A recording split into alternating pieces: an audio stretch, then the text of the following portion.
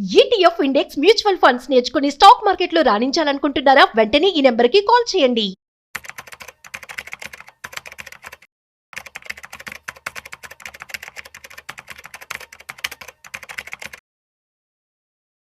తక్కువ ఇన్వెస్ట్మెంట్ చేయాలి కానీ ఎక్కువ లాభాలు పొందాలి అని చెప్పి అంటూ ఉంటారు చాలా మంది ఇన్వెస్ట్మెంట్ చేసేవారు. సో అలాంటి రిటర్న్స్ ఇచ్చే వాటిని మనం ఏమంటామంటే మల్టీ బ్యాగర్ స్టాక్స్ అంటాం. అయితే మల్టీ బ్యాగర్ స్టాక్స్ అనేవి ఎలా వర్క్ అవుతాయి, at the same time 1x 2x 3x 5x growth కూడా ఇస్తూ ఉంటాయి. అసలు ఇదంతా ఎలా జరుగుతూ ఉంటుంది, at the same time present మార్కెట్లో ఉన్నటువంటి మల్టీ బ్యాగర్ స్టాక్స్ ఏంటో మనం అడిగి తెలుసుకునే ప్రయత్నం చేద్దాం. అయితే ఇవాళ మనతో ఉన్నారు so certified financial planner Anil Kumar Bachchu garu. So hi, hello, namaste, welcome to business buzz with Rajeev Pasupuleti on Suman TV. So let's start. Hi sir, namaste. Namaste Rajeev sir. Multi bagger stocks అంటే ఎక్కువ returns 1x 2x and 5x returns ఇస్తాయి. అసలు ఇవి ఎలా వర్క్ అవుతాయి, at the same time present ఏమేమి ఉన్నాయి మార్కెట్లో? సో మల్టీ బ్యాగర్స్ వచ్చేసి జనరల్గా ఏంటంటే అంటే ఎక్కువగా డిస్కవర్ అవ్వలేదు, but still there is a huge market. అంటే వాళ్ళు అవి మంచి గ్రో అవుతున్నాయి. సడన్గా ఇన్వెస్టర్స్ డిస్కవరీ అయ్యింది అనుకోండి, గ్రోత్ అనేది ఎంత ఫాస్ట్ ఉందంటే మల్టిపుల్ టైమ్స్ గ్రో అవ్వచ్చు. సో దీనికి కావాల్సిందంటే కొంచెం ఓపిక, కొంచెం సెలెక్షన్ అండ్ కొంచెం అదృష్టం, మూడు కూడా కావాలి. అందుకోసమే మల్టీ బ్యాగర్స్ ఎప్పుడైనా సరే ఓన్లీ 1-2 మీద కాకుండా ఒక 3-4-5 స్టాక్స్లో డైవర్సిఫై చేసుకొని ఉన్న క్యాపిటల్ని కొంచెం కొంచెం చేయడం వల్ల 1-2 అదృష్టం బాగాలేకపోయినా 3 కానీ 2 వచ్చినా మనకి 5 టైమ్సే కాదు 10-20 టైమ్స్ కూడా అయ్యే అవకాశాలు ఉన్నాయి. బట్ పోర్ట్ఫోలియో డైవర్సిఫై చేసుకోవాలి. సో మరి వేరే స్టాక్స్ కి వీటికి సెక్టర్స్ మళ్ళీ జనరల్ గా ఏంటంటే బ్రాడ్ పోర్ట్ఫోలియో క్రియేట్ చేసేటప్పుడు ఒక 25-30% ని శాటిలైట్ పోర్ట్ఫోలియో అంటామా. There are core portfolio, there is satellite portfolio. Core is where you build according to నీ రిస్క్ ప్రొఫైల్, స్టెబిలిటీ కోసం.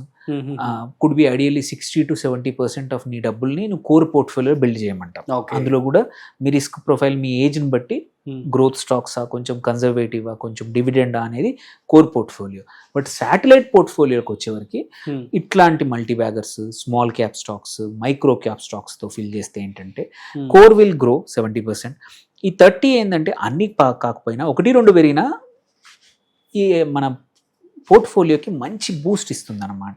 సో కోర్ లెట్స్ 14%-15% పెరిగినా ఈ వీటి వల్ల సడన్ గా 20-25 అవ్వచ్చు, ఎందుకంటే వీటి కోర్ నుంచి శాటిలైట్ నుంచి వచ్చే బూస్ట్. సో అందుకే మీరు ఓన్లీ 30-40% ఉన్న వాటికి మాత్రమే ఇట్లాంటి మల్టీ బ్యాగర్స్ కానీ ఇట్లాంటి వాటికి పెట్టాలి. ఆ 30-40లో కూడా డోంట్ మరి ఒక్క స్టాక్ కాకుండా 3-4 స్టాక్స్లో డివైడ్ చేసుకోండి. కాన్సన్ట్రేషన్ ఈజ్ ఇంపార్టెంట్ వెల్త్ క్రియేషన్కి, డైవర్సిఫికేషన్ ఈజ్ ఇంపార్టెంట్ వెల్త్ ప్రిజర్వేషన్కి. అవును, ఓకే. వెల్త్ ప్రిజర్వ్ చేసి కాన్స్టెంట్గా గ్రో కావాలంటే డైవర్సిఫై చేయాలి. బట్ వెల్త్ మల్టిప్లై కావాలి అని అనుకుంటే రిస్క్ తీసుకొని కాన్సన్ట్రేట్ చేయాలి పోర్ట్ఫోలియోని, కొన్ని స్టాక్స్లో చేయాలి. అవి మనకు అనుకున్నట్టు పర్ఫామ్ చేస్తే మనం అనుకున్నట్టు రిటర్న్స్ కూడా రావచ్చు అనమాట. సో అందుకోసమే ఈ శాటిలైట్ పోర్ట్ఫోలియోలో మాత్రం కొన్ని స్టాక్స్లో అడిషనల్గా ఎక్కువగా ఒక 3-4 స్టాక్స్లో పెట్టుకోవాలి. అండ్ ఎగ్జాంపుల్స్ చెప్తారా ఏమైనా ప్రెజెంట్ మార్కెట్లో ఉన్నవి? తప్పకుండా. సో దీస్ మల్టీ బ్యాగర్స్ మనం ఎప్పుడైనా సరే చూస్ చేసుకోవాలంటే కొన్ని క్యారెక్టరిస్టిక్ ఫీచర్స్ ఉంటాయి. ఒకటి percentage of growth year on year కానీ క్వార్టర్ కానీ చాలా హై. అంటే ఆ సెక్టరే అనుకోండి, ఆ సెక్టర్లో కూడా లీడింగ్ అంటే లీడింగ్ ఉంటుంది. At the same time return on equity కూడా ఇంపార్టెంట్. ఓన్లీ గ్రోతే కాదు, ఈక్విటీ మీద కూడా డిపెండెంట్. అంటే గ్రోత్ అట్లా ఉంటేనే ఆ స్టాక్సే మంచిగా పర్ఫామ్ చేసే అవకాశాలు ఉంటాయన్నమాట. సో మనము ఎగ్జాంపుల్ కొన్ని స్టాక్స్ తీసుకుందాము ఏవైతే దీన్ని మనం ఈ స్టాక్స్ ఏవైతే చెప్తున్నామో పొటెన్షియల్ ఉన్న మల్టీ బ్యాగర్ ఉన్న stocks. But at the same time investors కానీ ట్రేడర్స్ ఎవరైతే వాచ్ చేస్తున్నారో వాళ్ళ ఓన్ అనాలిసిస్ కూడా కంపల్సరీ చేసుకోవాలి.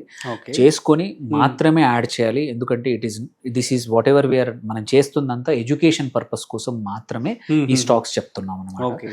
సో వచ్చేసి ఒకటి E2E నెట్వర్క్స్. సో ఇది ఒక 5,600 కోట్ల మార్కెట్ క్యాప్ ఉన్న కంపెనీ.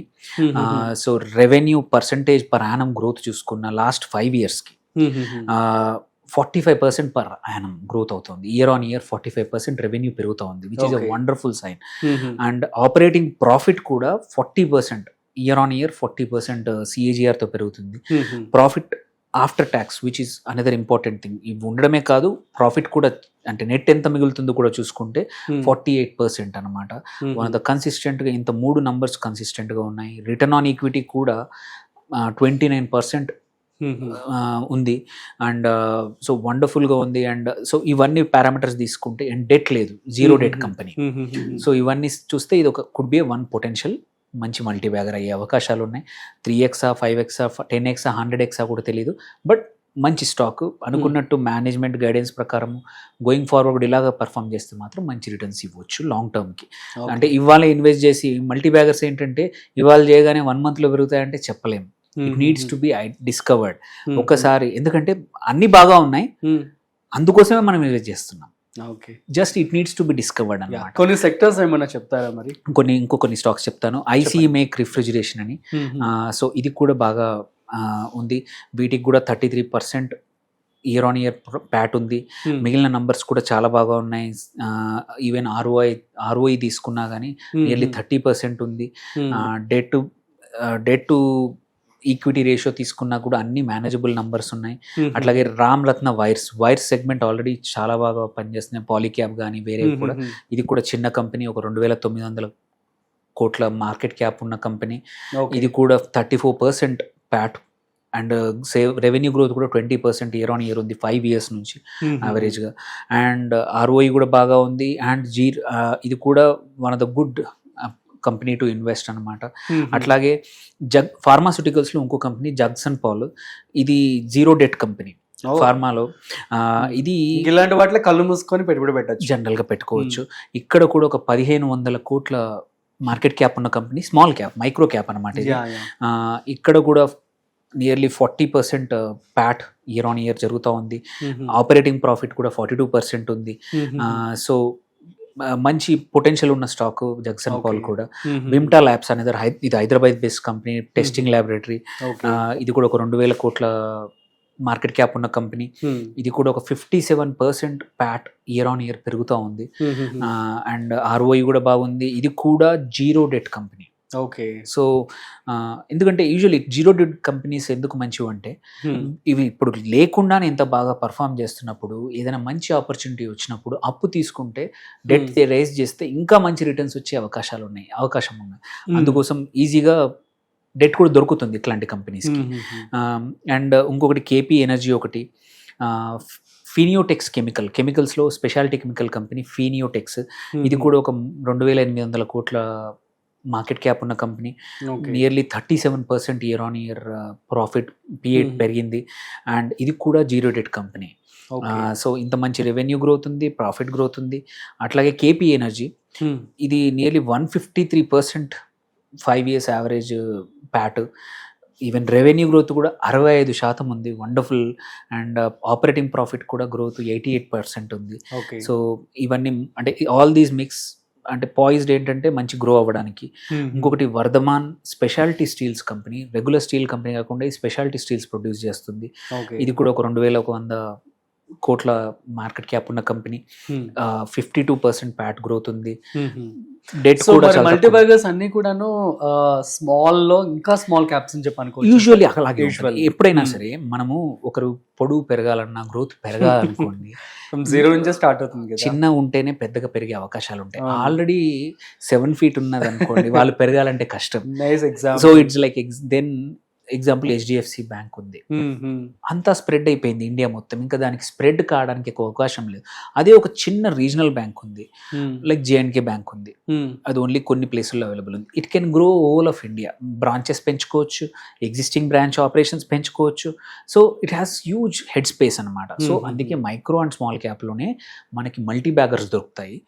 వెరీ రేర్లీ మిడ్ క్యాప్లో దొరకచ్చు, బట్ మన లార్జ్ క్యాప్లో ఇంపాసిబుల్. ఎందుకంటే already everybody knows that stock, ప్రతి ఒక్కరు స్టడీ చేస్తున్నారు, వాటి యొక్క ఆర్డర్స్ అందరికీ తెలుసు, వాటి యొక్క ప్లాన్స్ తెలుసు, కెపాసిటీ తెలుసు, మేనేజ్మెంట్ తెలుసు. వెరాజ్ మైక్రో అండ్ స్మాల్ క్యాప్లో ఇవన్నీ తెలియవు. ఎప్పుడైతే కొంచెం బయటపడిందంటే చాలు ఇన్వెస్టర్స్ కొంటా ఉంటారు. అప్పుడే మనకి, అందుకే మనం చూడాల్సినవి ఏంటంటే high revenue growth, high profit growth, high మన ఏమంటారు లో డెట్, లో డెట్, సేమ్ వే మన ROE చాలా బాగుండాలి. ఇవి యూజువల్లీ ఏంటంటే ఒక ఫ్యూ ఇయర్స్ ఇట్లా ఒక 1 or 2 years ఆర్ 5-6 క్వార్టర్స్ కరెక్ట్గా ఇచ్చి మేనేజ్మెంట్ కూడా గైడెన్స్ బాగా ఇచ్చి మేనేజ్మెంట్లో కూడా మంచి వాళ్ళు నమ్మకంగా ఉన్నారు అనిపించిందంటే మాత్రం usually that is a candidate for growth. Just that market needs to identify. So ఇంకొక కంపెనీ వచ్చేసి కంట్రోల్ ప్రింట్ అని, అది కూడా మంచిగా ఉంది. సో ఈ 10 to 12 కంపెనీస్ నేను చెప్పినవి ఏవైతే ఉన్నాయో they are all right numbers ఉన్నాయి, పొటెన్షియల్ ఉంది. అట్లీస్ట్ 10లో ఒక 3-4 కంపెనీస్ మాత్రం కంపల్సరీ మల్టీ బ్యాగర్స్ అయ్యే అవకాశాలు ఉన్నాయి. ఇన్వెస్టర్స్ కూడా కొంచెం చూసుకొని మీరు కూడా సొంతంగా, this is only education purpose కోసం ఇచ్చిన, మీరు సొంతంగా చేసుకొని మీ అడ్వైజర్ని కానీ ఏమైనా డౌట్స్ ఉంటే మెన్షన్ చేయొచ్చు. వీ కెన్ లాభాలు మాత్రం లాంగ్ టర్మ్లో పక్కా మల్టీ బ్యాగర్ అయ్యే పొటెన్షియల్ ఉన్న స్టాక్స్ ఇది. Exactly. Super sir, thank you so much. So guys, అర్థమైంది కదా మరి, చిన్న మొత్తంలో పెట్టుబడి పెట్టి ఎక్కువ మొత్తంలో లాభాలు పొందడం అంటే ఎవరికి ఇష్టం ఉండదో చెప్పండి. సో కాబట్టి మల్టీ బ్యాగర్ సంబంధించి సో మంచి స్టాక్స్ అయితే ఇప్పుడు అనిల్ కుమార్ గారు చెప్పడం జరిగింది. That's it. సో మరొక ఇంట్రెస్టింగ్ కాంటెంట్తో మళ్ళీ కలుద్దాం. అంతవరకు చూస్తూనే ఉండండి Suman TV. This is Rajeev signing off. Video నచ్చినట్లయితే like, share and subscribe. Thanks for watching.